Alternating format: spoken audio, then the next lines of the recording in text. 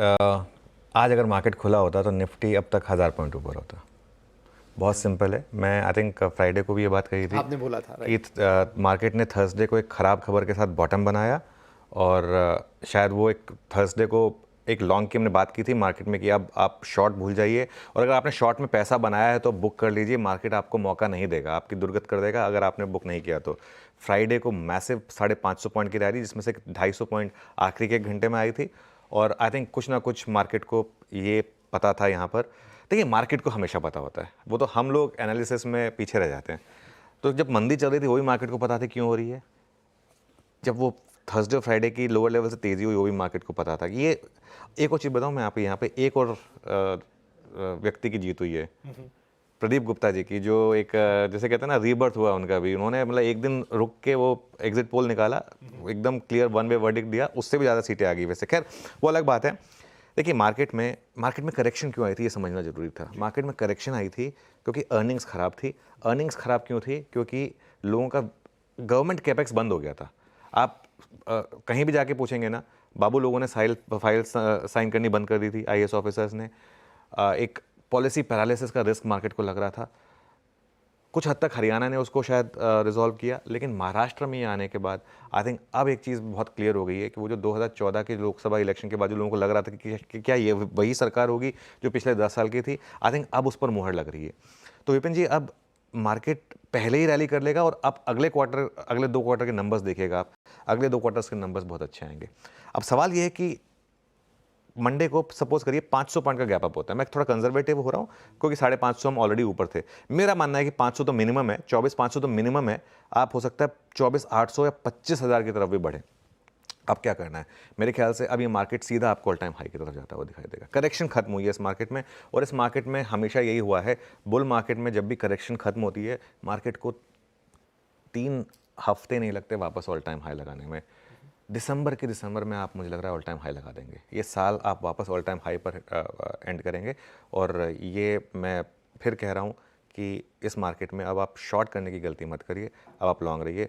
अब आपके और कुछ सवाल होंगे कि इसको किस तरीके से ट्रीट करना है, तो मैं उसके जवाब देता हूँ फिर आपको। एक चीज़ मैं आपसे और पूछना चाहूँगा कि आपने जिक्र किया कि आप कल जब पंचनामा में बात कर रहे थे, मैं सुन रहा था, तो आपने दो बातें कही थी। एक तो महायुति आती है तो ये होगा, जो आपने भी जिक्र किया। आपने एक और चीज़ कही थी कि अगर देवेंद्र फडणवीस मुख्यमंत्री बनते तो आप इसमें और 500 पॉइंट ऐड कर बिल्कुल दीजिए। बिल्कुल। तो जो नंबर बीजेपी के इस समय दिख रहे हैं, हाँ, अब उसके चांसेस हाई हैं। मैं ये बात बिल्कुल कही थी कि अगर बीजेपी के खुद के इतने नंबर आ जाएं कि देवेंद्र फडणवीस चीफ मिनिस्टर बनेंगे, तो आप उसमें और 500 पॉइंट ऐड कर दीजिए। बिल्कुल। देखिए, मैं एक चीज़ बताऊं, मैं पॉलिटिकल व्यू नहीं देता हूं, लेकिन मैं एक व्यू जो मुझे तो महाराष्ट्र में आए हुए 2004 में आया था मैं, अब तो मैं अपने आप को मुंबई करी मानता हूँ।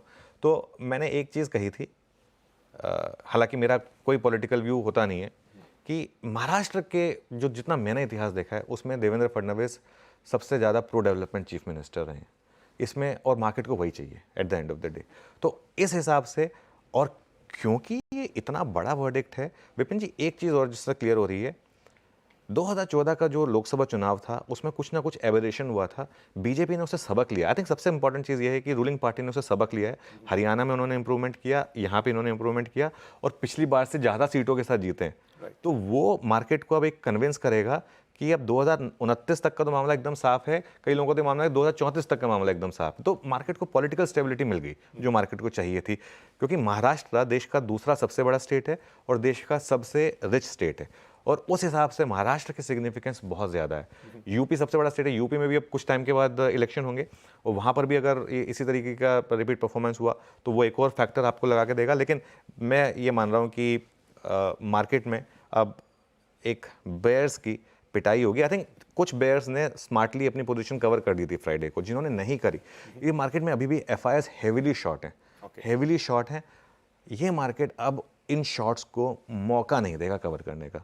मंडे को अगर उन्होंने गैप अप पे कवर कर लिया तो कर लिया, वरना उसके बाद मौका नहीं मिलने वाला इनको कवर करने। ठीक है, तो लगे हाथ। तो फिर आप जो कह रहे थे कि मंडे को करना क्या है वो आप बताएंगे, तो वो भी बता दीजिए। बिल्कुल। तो मंडे को आप एक दो चीज़ें करिए। पहले तो बहुत बड़े गैप अप के बाद 15-20 मिनट वेट करिए, क्योंकि पहले 15-20 मिनट में कॉल प्राइसेस सब बहुत जंप कर जाएंगी, तो आप ले ही नहीं पाएंगे। पहले 15-20 मिनट वेट करिए। अगर आप मेरी एडवाइस पर वो पोजीशन कैरी करके गए तो मंडे को एक बार के लिए भले कॉल तो बुक भी कर लीजिए, आपको बहुत हाई प्रीमियम मिलेगा आपको। उसके बाद आप वेट करिए हल्की सी डिप का। मार्केट आपको डिप देता है इंट्राडे में, लोग प्रॉफिट बुक करते हैं, जो मर्जी करते हैं। 9:45-10 बजे के करीब आप कॉल्स के थ्रू, क्योंकि एक्सपायरी वीक है, कॉल्स के थ्रू निफ्टी में, बैंक निफ्टी में, और हिम्मत करके गैप अप पर भी defence stocks, railway stocks, EMS stocks, PSU banking stocks और बाकी के पीएसयू स्टॉक्स। बेसिकली जो मोदी ट्रेड जो पिछले 10 साल से चलती आ रही है, उस पर फोकस करें। उसके बाद वहाँ पर कई स्टॉक्स अपने हाई से अब 40-50% गिर चुके हैं, वहाँ पर अब आपको अच्छे मौके मिलेंगे। और एक चीज़, रिलेटिव स्ट्रेंथ पर फोकस करें। ऐसे स्टॉक्स जो खराब मार्केट में गिरे ही नहीं थे, वो और नया हाई बनाएंगे, उन पर फोकस करें। ऐसे स्टॉक्स पर फोकस करें जिनके नंबर्स सिर्फ एक क्वार्टर खराब आ गए थे, अदरवाइज उनके नंबर्स काफ़ी स्ट्रॉन्ग आ रहे थे। ऐसे स्टॉक्स पर फोकस करें। आपको एक लिस्ट बनानी पड़ेगी। देखिए, एक चीज़ तो आप समझ लीजिए, आपको स्टॉक्स अब उस लेवल पर नहीं मिलेंगे जो 3 दिन पहले थे। 3 दिन पहले उन लोगों को स्टॉक्स मिले हैं जिन्होंने वो हिम्मत करी है। अगर आप वो हिम्मत नहीं कर पाए हैं तो कोई दिक्कत नहीं है, लेकिन मंडे को भी आपको मौके मिलेंगे। स्टॉक स्पेसिफिक मुझे नहीं पता कितना आप बोलना चाहेंगे। मैंने बोल दिया, काफ़ी हद तक बोल दिया। जैसे डिफेंस स्टॉक्स 2 ही हैं F&O में ले देके, रेलवे स्टॉक्स 2-3 ही हैं, इशारा काफी। ईएमएस स्टॉक 1 ही है F&O में। मैं तो खैर F&O स्टॉक्स पे अपने आप को रिस्ट्रिक्ट रखता हूँ, ज़्यादा कैश स्टॉक बोलता नहीं हूँ मैं। कैश के स्टॉक्स भी ले सकते हैं आप वैसे, लेकिन देखिए PSU banks, BOB, PNB, SBI पे तो हमने थर्सडे से लॉन्ग कैरी कराया है, तो वो मतलब ऐसे स्टॉक्स पर आप फोकस कर सकते हैं जो बेसिकली यहाँ से आउट परफॉर्म करेंगे। राइट, चलिए आपसे मैं 1-2 सवाल और लेना चाहेंगे। अच्छा, लक्ष्मण रॉय जुड़ गए हैं हमारे साथ और इनफैक्ट वो भी सवाल पूछना चाह रहे हैं। एम आई राइट? लक्ष्मण, आप हैं? बिल्कुल, हाँ बिल्कुल मैं हूं। अनुज जी, मैं सवाल ये पूछना चाह रहा था कि अब जिस तरीके के नतीजे महाराष्ट्र में आए हैं, तो ये साफ है कि भाजपा अब फ्रंट फुट पर बैटिंग करेगी।